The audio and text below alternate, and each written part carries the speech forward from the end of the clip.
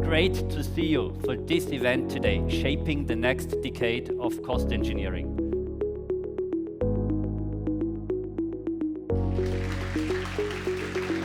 So I would say technology planning has to change. We also need to talk about emissions. There is only one thing which is definitely different. We don't use Excel. You won't find Excel anywhere inside. There is a change needed to automate what we can automate and to focus more on really what makes the difference. Some concentration of knowledge going on here. The tools need to adapt to you. We provide you a simulation tool as you have 20 in your toolbox. Yeah? You just run one simulation tool more and I'm pretty sure it will be accepted. Now everything is there, just in a couple of clicks for all the engineers.